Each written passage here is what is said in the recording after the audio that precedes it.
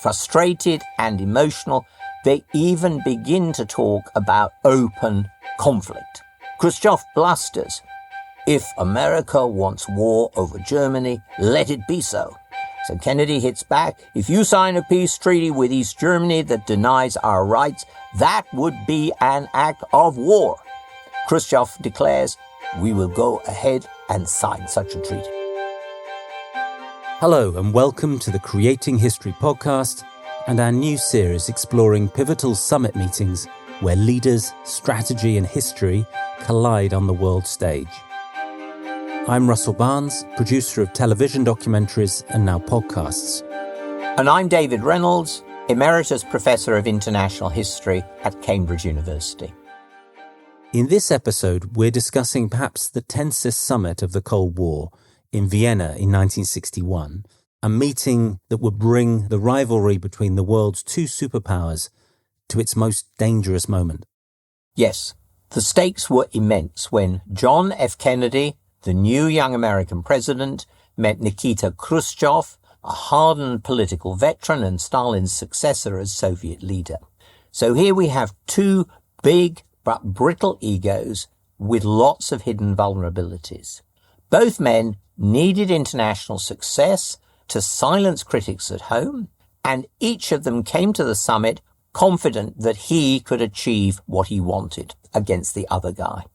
The result was a clash of personalities played out over 2 days.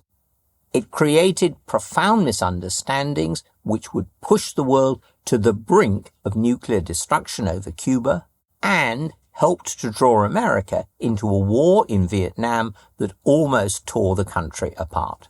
So, David, Vienna in 1961 is a rare case of how jaw can nearly provoke war. Yes, it was. Vienna offers us a classic story of why and how a summit can go horribly wrong. Okay, well, let's start by setting the stage. David, what brought America and the Soviet Union to Vienna? Well, the push for the summit, I think, came initially from Khrushchev. He wanted a deal on arms control with the Americans, which would allow him to divert resources from the global arms race into the Soviet economy and so improve the living standards of ordinary Russians. If I close my eyes, I think I can picture Khrushchev in the 1950s in black and white newsreels. He's a bull-like figure. He's aggressive, energetic, animated, and short. Who was he and how did he get to the top in the Soviet Union? Well, strangely enough, I think being short, 5'1", might have helped because Stalin was very self-conscious about his height, and it didn't do Khrushchev any harm that he was even shorter than the boss was. Khrushchev's the son of poor peasants from southern Russia, clever and ambitious, but also uneducated. He wanted to become an engineer. But after the Bolshevik Revolution of 1917, he threw himself into politics. He became party boss in the Ukraine and a political commissar at the Battle of Stalingrad. Now, this was a coarse little man, and many people underestimated him.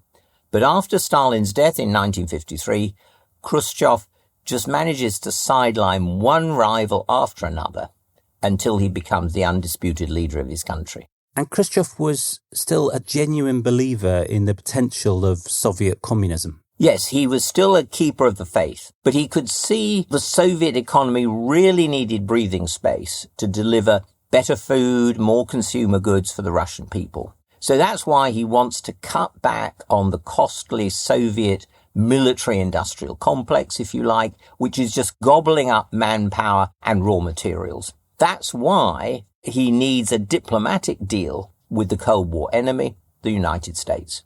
Somehow I don't think of Khrushchev as one of life's natural diplomats, though.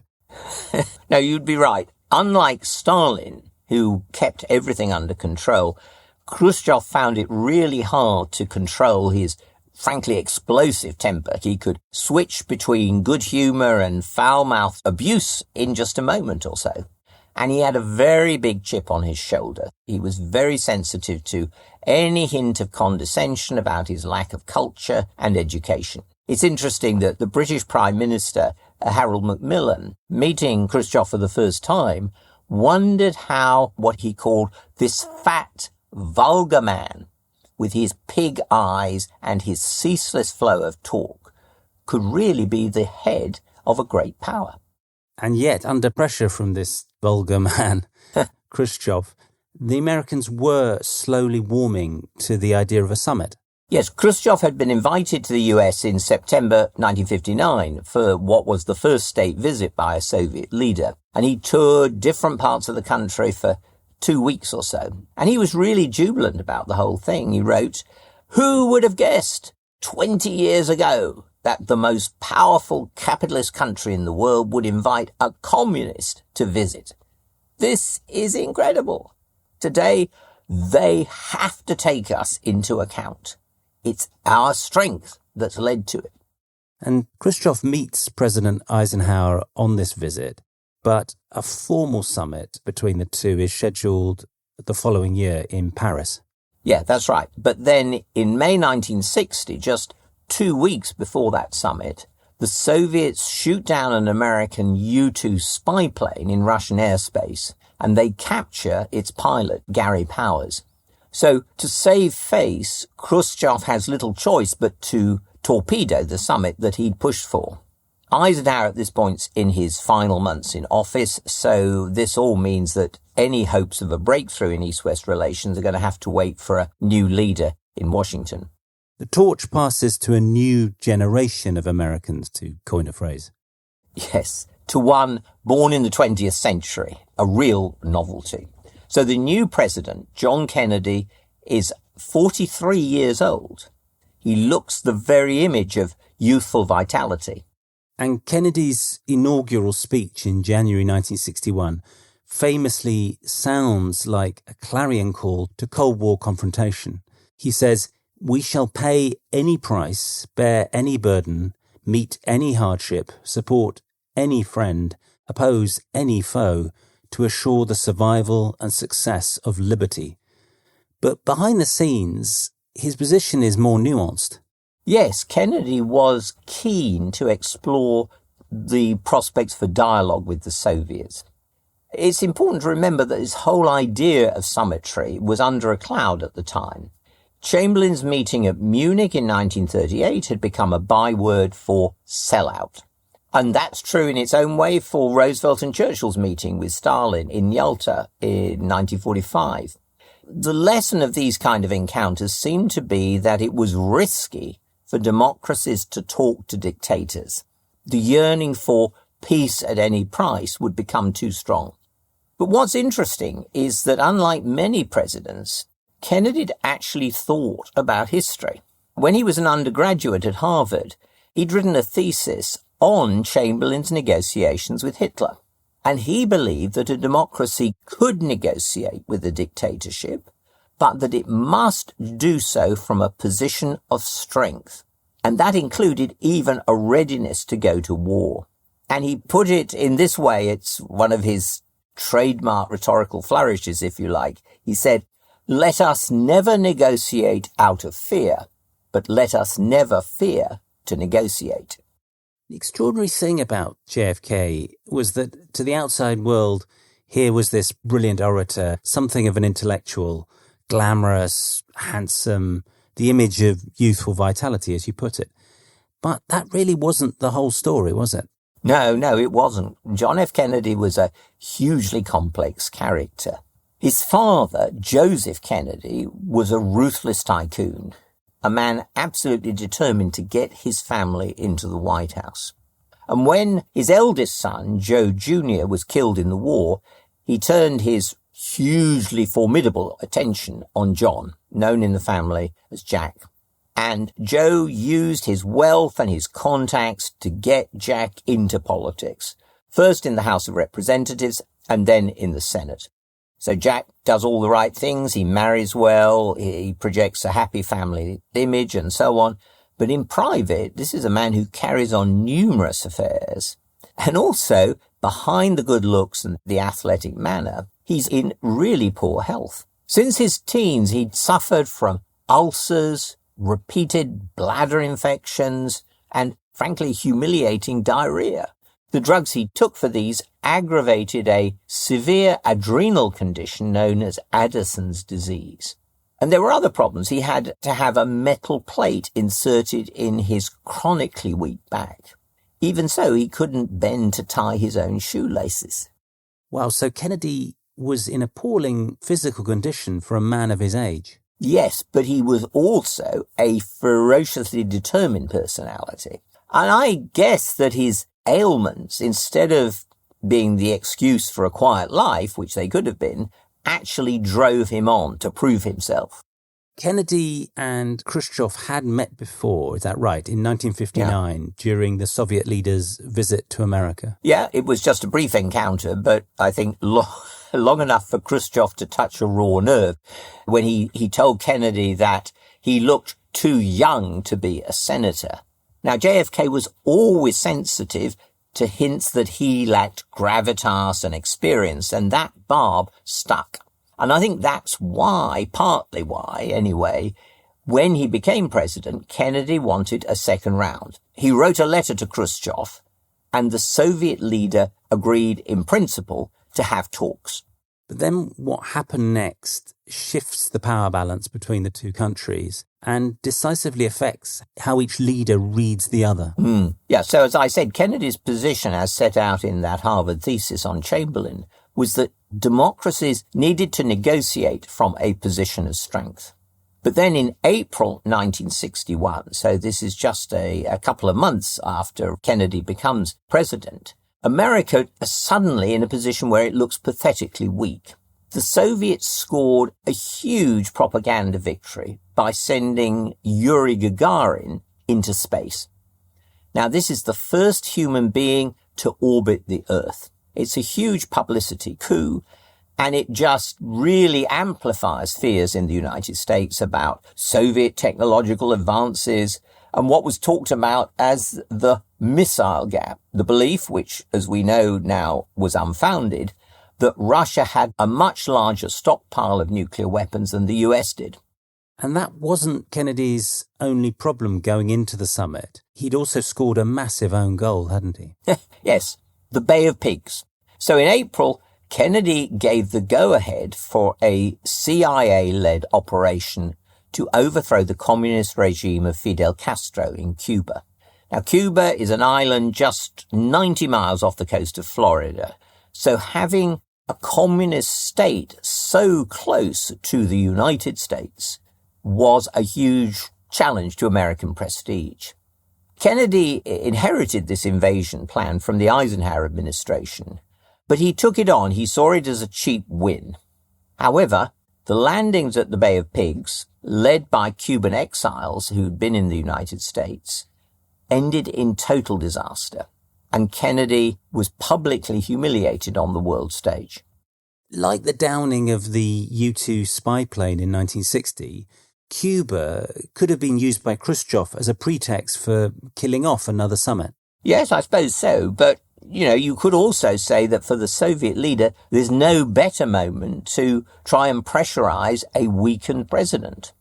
So in early May 1961, the Kremlin just checked whether Kennedy still wanted a personal meeting, making it clear that the Soviet Union still thought this would be, quote, useful.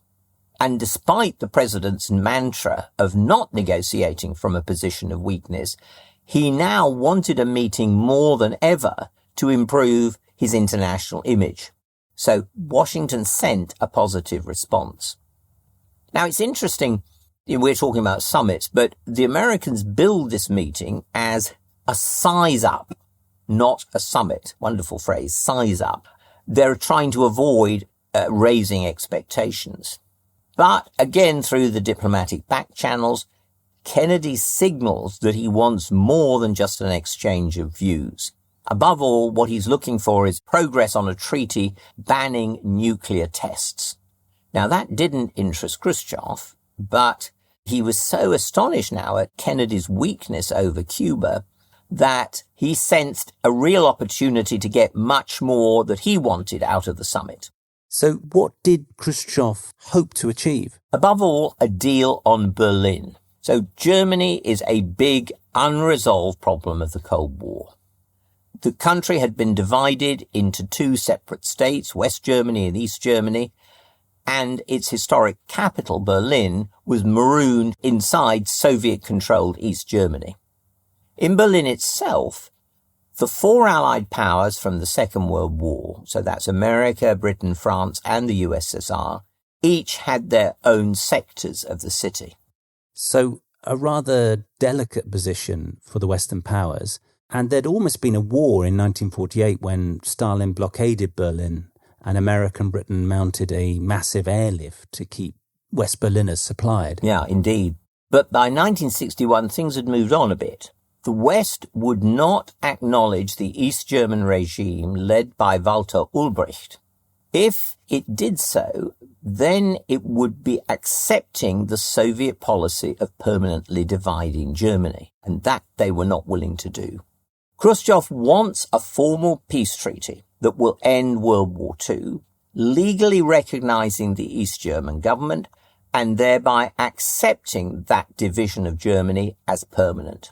And he reckoned that the West's tenuous position in Berlin, inside East Germany, if you like, this embattled little city, was a real source of leverage for him. He threatened that if the Western Allies didn't conclude a German peace treaty, the Soviets would simply hand over all their rights in Berlin to Ulbricht. And that way, if the Western powers wanted to maintain access to their half of Berlin, they'd have to come to terms with East Germany. Khrushchev gleefully likened Berlin to the West's testicles. He said, "Every time I want to make the West scream, I squeeze on Berlin." Ouch. But Berlin was also a vulnerable part of the Soviet anatomy. It was the crossing point for refugees from the East German dictatorship. Yes, this is important. We now know that during the 1950s, some 3 million East Germans, mostly young and skilled, fled to the West through Berlin, creating a brain drain that was not merely a PR embarrassment, but actually also imperiled the future of the whole Soviet bloc. This was the future generation that they were losing. So the Soviet Union had to do something, because otherwise East Germany, which is its showcase client state in Eastern Europe, might simply collapse from within. Khrushchev's aides used to joke rather bleakly that soon there'd be nobody left in the country except Ulbricht and his mistress. So it sounds like for Khrushchev, Berlin was both a problem and an opportunity. Yes, I think that's right. There was now an armed standoff in the city. But if he could resolve that by pushing through a treaty, then he might be able to realize that long-term goal that he got of reducing the arms burden and diverting spending to economic and social development. So for both sides, I think Berlin is going to be the crux of the summit. But it's fascinating and in a way worrying, if we're thinking about Summitry, that neither the Soviets nor the Americans came to the table with really any imaginative ways of trying to resolve the problem. It's intriguing. We're used to the idea today of Sherpas, key aides who hammer out the outline of deals in advance of summits. As we discussed in our first episode, for instance, Lord Salisbury agreeing key details with other powers to prepare the way for Disraeli at the Congress of Berlin in 1878. But in this situation here, the Kennedy administration is just months old, and it's been preoccupied by the debacle in Cuba. So presumably, for the Americans at least, the meeting was not very well prepared. Yeah, absolutely right. It was a real rush job. When Gareth was 14, he was in a relationship with an attractive young teacher at his school, and he thought he was the luckiest boy in the world. But when she walked out of his life, everything started to unravel. 35 years later, everyone's acting like it never happened, and Gareth wants to understand why. How about the truth? How about we do that first and then we work out where we're going to go from there? How about the truth? This new 4-part series is about who gets to be a perpetrator and a victim. To listen, just search for Lucky Boy wherever you get your podcasts. You know him as a British bulldog and World War II hero, but who was the real Winston Churchill? New history podcast Creating Churchill explores the man behind the myth, how Churchill's life and legacy were shaped by relationships with tricky allies like Roosevelt and Stalin, enemies including Hitler and Gandhi, and his wife and most devoted critic, Clemmy. With fresh psychological insight and untold stories, Creating Churchill, available now on your favourite podcast app. Vienna's chosen because it's a neutral capital, but the advanced parties on either side have only got 3 weeks to sort out everything in the city, the venues, the logistics, the communications, the security. The two leaders, well, that's relatively simple. They'll stay at their respective embassies with their ambassadors. But in the end, the Americans simply took over the Hotel Bristol for their official party, bumping out the tourists, and the Soviets did the same with the Hotel Imperial. The world's media were housed in some military barracks in the suburbs of Vienna. Wow, quite a circus. What about the leaders themselves? Did they have time to prepare? Well, that's an important point. We've seen earlier how Chamberlain disastrously tried to wing it at his first meeting with Hitler. At Yalta, there was plenty of time to prepare, and Churchill and Roosevelt were supplied with detailed briefing books on all the issues that might come up. But it's also clear neither of them had time or, frankly, inclination to study the briefing books.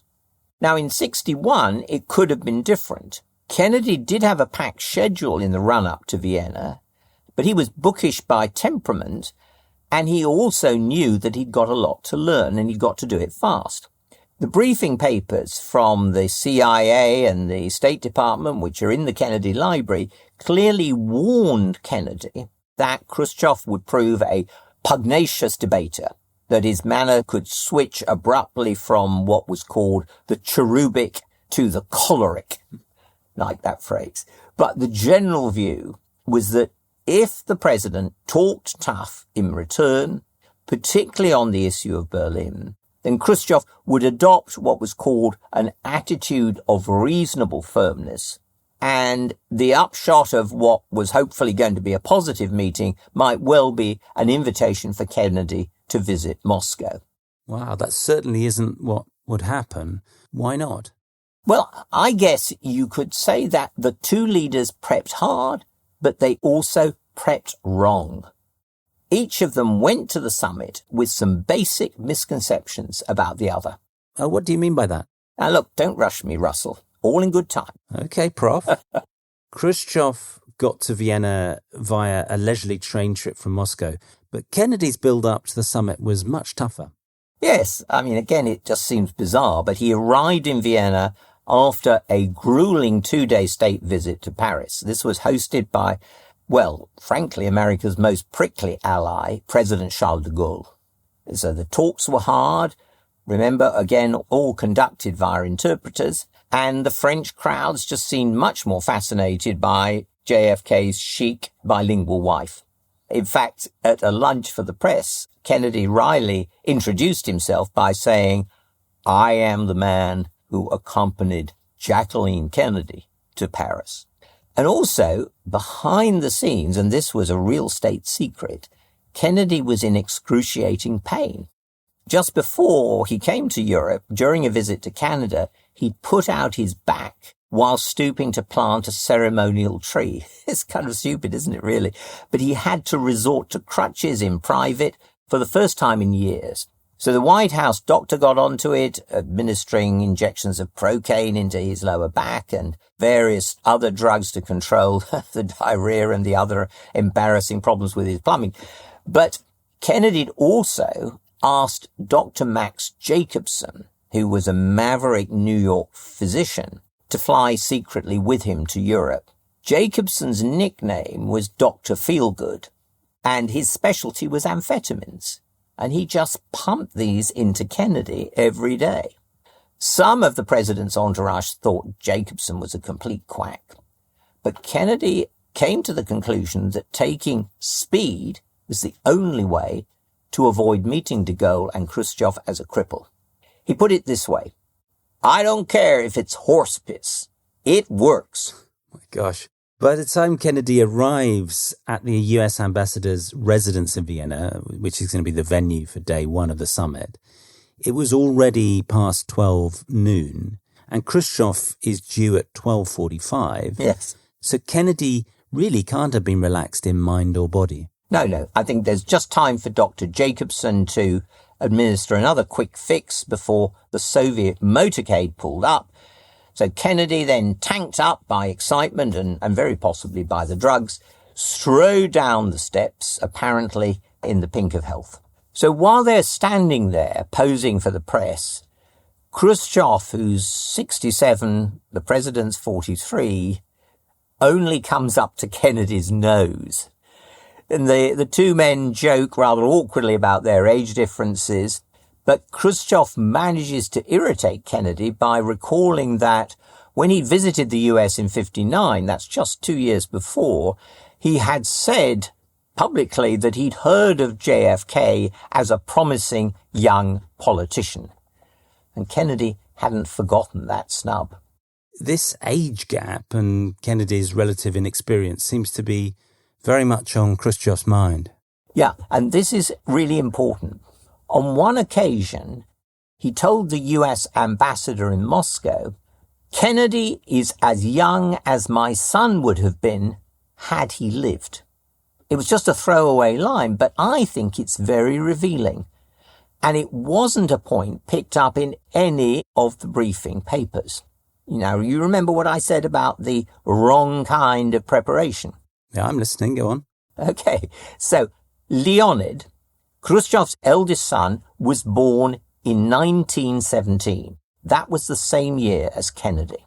Now, Leonid was a daredevil Air Force pilot during World War II. He was shot down and killed in 43. His father, however, rarely talked about Leonid. Perhaps he was consumed with grief, but I think it's more likely because his son's pre-war life had been, frankly, a decadent chronicle of drink and debauchery. So much so that in 1937, Khrushchev actually evicted him from the house. So for the Soviet leader to compare Kennedy to Leonid was no compliment. In fact, it was absolutely the opposite. It was a mark of utter disdain. He must have known from KGB reports that Kennedy was also an inveterate womanizer. So I'm just guessing here, but I think that if Khrushchev subconsciously saw his own son in that opposite number politician in Vienna, it was little wonder that he found it so hard to take Jack Kennedy seriously. Interesting. Then when they get inside the US ambassador's residence, the duel begins. Yeah, so the two leaders sit on opposite sides of a coffee table with an interpreter just behind each of them. Now remember, we're still in the era of consecutive translation, and that means Kennedy speaks in English, Soviet interpreter turns his words into Russian, Khrushchev replies in Russian, US interpreter renders his words into English. It sounds like a slow-motion game of verbal tennis. It doesn't sound very productive. And the exchanges got increasingly tetchy and personal. Yes. So Khrushchev wanted Kennedy to acknowledge communism's right to exist and to develop. But, Kennedy counters, not at the expense of other countries' freedom. And then the two of them just got stuck into an argument about Marxist-Leninist doctrines of historical inevitability and about the social transitions from feudalism to capitalism to communism. It's like a sort of bad history lesson. And after Khrushchev claims that the United States wants to build a dam blocking the development of the human mind and conscience, Kennedy warns him that confrontation could get completely out of hand in the nuclear age. And then Khrushchev explodes. Is the Soviet Union supposed to sit like a schoolboy with his hands on his desk? Here's one of those choleric outbursts of which the US briefing papers had warned. So then there's a lunch break. Yeah. Did Kennedy manage to get a chance to reset? No, not really, I think, but he did manage at last to score a few points. When he asked Khrushchev about the array of medals on his jacket, Khrushchev gestured with his chin, "This one is the Lenin Peace Prize." And Kennedy shot back, "I hope you get to keep it." Or at least that's what his press office quickly told reporters. Kennedy had really good spin doctors, and in the PR battle, he was often well ahead. But in private, I think the story is very different. We can see that Kennedy's performance that morning was not likely to have changed Khrushchev's view. He'd seen nothing to alter the assumption that Kennedy was a lightweight. And then comes the afternoon session, and instead of moving on to specifics such as Berlin or nuclear test bans, Kennedy, quite inexplicably really, says he wants to come back to the general thesis about historical change. Yes, it is inexplicable, especially when he'd been advised over lunch to get away from fruitless ideological arguments. Neither side is going to concede on that level. But Kennedy just instead tries to go over, the same ground they'd frankly trodden into a quagmire during the morning. Maybe he's not thinking clearly because of the pain and the drugs, or maybe he just can't resist an intellectual argument, particularly if he's lost the first round. Anyway, Kennedy warns Khrushchev that Soviet support for wars of, quote, national liberation could easily escalate into a general crisis through miscalculation. And this time Khrushchev doesn't really flare up, but he actually rather adroitly uses Kennedy's point to his own advantage. He says, no, popular risings aren't the result of Moscow's agitation. It's the US who's supporting old, moribund reactionary regimes against the people who are now struggling and rising up for their freedom. And then he goes around the world making the same point. He cites Iran, the Congo, Angola, Algeria. It's a series of hits, and Kennedy is on the back foot all the time. The afternoon meeting really ends, frankly, very bleakly after 3.5 hours. So it really looks like Kennedy's inexperience, his lack of preparation, and perhaps behind the scenes health issues are proving a real problem here. Yes. It's clear, rather like Chamberlain in 1938 at Berchtesgaden in the face of Hitler's rants, Kennedy's knocked off balance by his opponent's calculated aggression. He's not really working to any clear plan for the discussions. And Khrushchev, really, at the end of the first day, he's really puffed up with his performance against this Harvard graduate. And he says, when he gets back to the Soviet embassy, he says, "This man is very inexperienced, even immature." So there's only a short turnaround before they have to go to an evening reception at the Grand Schönbrunn Palace. But even the social aspects of this summit prove awkward. Yes, the leaders and their wives, they're guests of honour that evening at a formal dinner hosted by the Austrian president in this really grand imperial palace. So Khrushchev makes a point straight away by turning up in a business suit rather than in black tie, which he considered bourgeois. Kennedy arrives late, and at one point he nearly sits on Mrs. Khrushchev's lap when she suddenly changed seats abruptly. Khrushchev spends most of the evening chatting up Jackie Kennedy, and he just alternates between far-fetched anecdotes and recitations of Soviet achievement until, in the end, she finally explains, "Oh, Mr. Chairman, don't bore me with statistics." So it's a really almost a farcical kind of evening. I think that's a wonderful impression, David. Then the next morning at the Soviet embassy, the duel resumes. Yeah, and you might have expected each man to review tactics, but instead they just stick doggedly to their guns. Kennedy's tone is still one of firm but rational discussion, seeking to explain and justify American policy. And Khrushchev, tanked up by his success on day one, keeps looking for and scoring debating points. But then finally they do reach the question of Berlin. Yeah, Berlin, what Kennedy privately called the Nutcracker. Now, his advisors had urged him to just sit tight on the status quo in Berlin, not admit any room for change. And that pressure was now even more pressing because of the pretty ineffective way he'd performed on the previous day. But what's interesting is that none of the Americans seem to have really understood what was truly bugging the Soviets about Berlin. Berlin is essentially a matter of status for the Soviet Union. It's about their trying to secure diplomatic recognition of East Germany as the German Democratic Republic.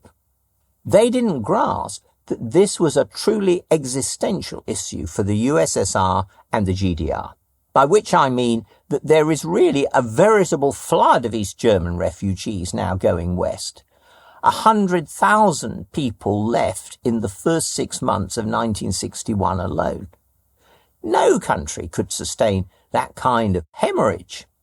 The Soviet Union and East Germany were going to have to act unilaterally, whatever the position of the Western powers, whether there was any agreement or not. This issue never quite came up directly. Yes, that's right. They just skirted around it. Instead of talking what was really going on, Khrushchev kept banging on about the Second World War. Hitler had said that Germany needed living space up to the Ural Mountains. Now he said some of Hitler's generals are now top commanders in NATO.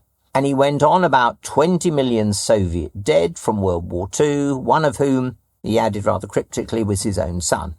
The President says, yes, he too had lost a brother in the war. It seems really quite incredible that both sides carry on scraping at these old wounds rather than focusing on any practical ways forward. Yeah, but I'm not sure there was any practical way forward. And what happens as the day goes on is that frustrated and emotional, they even begin to talk about open conflict. Khrushchev blusters, if America wants war over Germany, let it be so. So Kennedy hits back, if you sign a peace treaty with East Germany that denies our rights, that would be an act of war. Khrushchev declares, we will go ahead and sign such a treaty. Wow. And on that cliffhanger, the two sides adjourn for lunch. Yeah, well, officially, lunch was the last act of the summit. But Kennedy's still going on. He tries afterwards to see if they can have a few words in private. And he says, I have gained the impression that the Soviet Union is presenting me with the alternative of having to accept its position on Berlin or having a face-to-face confrontation. Again, just blank dismissal from Khrushchev. If America wants war, that's its problem. Our decision to sign a peace treaty is irrevocable. We will do so in December if there's no agreement. And the president ends the talk by observing, it will be a cold winter. So the summit concludes without any formal agreements. The two leaders haven't risen above bluster or ideological posturing over 2 days of meetings. It's rather ironic that a man who wrote a thesis on Chamberlain's meetings with Hitler in September 1938 is just so blindsided like this. Yeah, Kennedy was profoundly shaken by the whole experience. He told a friendly American journalist afterwards that the talks were, he said, roughest thing in my life. He just beat hell out of me. So I've got a terrible problem. If he thinks I'm inexperienced and have no guts, until we remove those ideas, we won't get anywhere with him. When he gets home, Kennedy is forced to take a complete rest in Florida, and his press office finally admits that the president was on crutches. That news does not help the general perception of the president's weakness at Vienna. Khrushchev, on the other hand, arrives back in Moscow apparently on great form. The Central Committee praises him for conducting the Vienna talks with great skill and in an aggressive spirit. Yeah, the summit just boosts Khrushchev's ego. It confirms his contempt for Kennedy and his belief in American weakness. And on the other side, in Washington, Kennedy feels he's got to react far more strongly to Soviet provocation to rebuild his credibility. So, stark lessons from the summit, and ones that would now take the world into the most dangerous moments of the Cold War. Yeah. So, just days after the summit, the Soviets warn that the Berlin situation is building to a crisis. Kennedy knows that after botching the Bay of Pigs and the Vienna Summit, he can't afford another mistake. He rejects the idea of a direct military confrontation in Berlin, but instead he records a strong, forceful TV address to the American people from the Oval Office. And he says that West Berlin's now become, as never before, the great testing place of Western courage. He says we can't separate its safety from our own. He announces another $3 billion for the armed forces, and he declares, "We seek peace, but we shall not surrender." That is the central meaning of this crisis and the meaning of this government's policy. So this is diplomacy through the medium of television. Did it work? Well, the speech was certainly acclaimed at home. I think after weeks of drift, people were glad that Kennedy reasserted America's will and leadership. And yes, I think it did seem to rattle Khrushchev. The East German leader, Ulbricht, had wanted the Soviets simply to take over West Berlin as well. But after Kennedy's speech, Khrushchev was not willing to take that risk. Instead, what he did was to give Ulbricht the go-ahead to seal off East Berlin, the Soviet sector, from West Berlin. But he wanted Ulbricht to start with barbed wire and monitor the Western reactions before proceeding to build a concrete wall. So a direct confrontation in Berlin had been avoided? Yes, the West German government was outraged at the wall, but the White House was pretty quiet. Partly, I think, because the Soviet solution surprised Kennedy and his advisors. I think they'd been expecting a repeat of the 1948 blockade. But I think they were secretly quite relieved about it. Kennedy joked privately that a wall is a hell of a lot better than a war. So, you could say that for Kennedy, this outcome marked a real recovery from the setbacks of Vienna. And in time, of course, for the West, East Germany's wall to keep its citizens inside became a propaganda victory because it was a visible symbol that communists did not live in a free society. So Khrushchev had backed away from a direct military confrontation in Berlin, but that loss of nerve then encouraged him to raise the stakes even further with his next move. Yeah, I think Khrushchev, as a result of the Vienna meeting, still rated Kennedy on the same level as his own no-good son, Leonid. He thought he could score a win in the Cold War, and he now staked everything on a gamble of installing nuclear missiles in communist Cuba, within easy striking distance of America's eastern seaboard. He called it throwing a hedgehog down Uncle Sam's pants. The idea didn't really take shape until the spring of 1962, but it was rooted in the Vienna Summit and his psychological reading of Kennedy. So this was the Cuban Missile Crisis. It notoriously took the world to the brink of nuclear war, precisely the kind of danger Kennedy warned against when he talked about miscalculation in Vienna. How did he respond? Well, as over the Berlin crisis, Kennedy strikes a balance between firmness and provocation. There are a lot of military hawks in the Pentagon who are pushing for airstrikes on Cuba, but the potential costs of doing that, of that escalation, simply appall Kennedy. The Pentagon's estimating maybe 70 million Americans, nearly half the nation, would die in an all-out nuclear exchange with the Soviets. So instead, he imposes a blockade on Cuba. And this bought time for Khrushchev to rethink. Yeah, he could see that his bluff had been called. And of course, if it did come to nuclear war, the Soviet arsenal was far, far inferior to that of the US. So there's several days of terrifying face-off. But after that, Khrushchev decides to remove the missiles. So you could say the superpowers had been eyeball to eyeball, and Moscow blinked first. Now, Khrushchev must have finally realized that he got the wrong message from Vienna about Kennedy's character and will. Yeah, but it's now too late. Humiliated by the missile crisis, He's ousted in a Kremlin coup in October 1964 and then airbrushed out of recent Soviet history. And for the American president, he's had a weak, chaotic performance at the summit, but it seems he's redeemed himself now with really quite deft moves against Soviet aggression in Berlin and in Cuba. He's standing firm, signalling toughness, but avoiding just a direct military escalation. Yes, that's right, but he's not avoiding it across the board. And I think Vienna leads to a miscalculation on the American side as well. The president feels he's taken a beating at the summit, as he puts it. During an interview with a journalist immediately afterwards, Kennedy talks of the need to prove America's toughness as a superpower. We have a problem in trying to make our power credible. And Vietnam looks like the place. Now, Vietnam in Indochina, like Germany in Europe, is a country divided by the Cold War.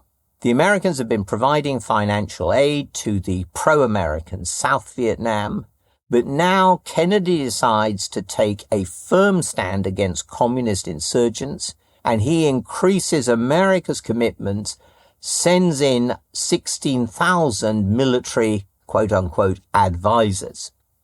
By the time Kennedy is assassinated in November 1963, he has set up the conditions for the US's most traumatic war, in which more than 50,000 Americans die before, in the end, South Vietnam falls to the communists in 1975.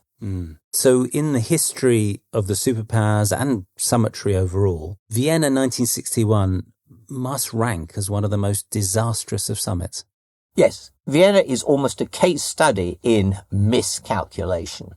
Kennedy and Khrushchev's ideological duel, poisoned superpower relations, nearly sparks World War III because both leaders misjudge each other. Kennedy never really grasps the scale of the East German refugee crisis and Khrushchev's need to assert Soviet power, while Khrushchev, with his Leonid complex, if you like, underestimates Kennedy's determination and resilience. Do you think that if Kennedy had understood the refugee crisis in East Germany, that could have made possible a more productive discussion? Well, I don't know. Not really, I think. But Kennedy might have conducted himself with more confidence at Vienna if he'd realized how weak Khrushchev really was behind all that bluster. So Vienna seems to show us that diplomacy can be derailed as much by personalities as by policies. And when leaders clash as starkly as they did at Vienna, the consequences can be potentially very dangerous. Yeah, I think Vienna was the most ill-judged encounter of the Cold War.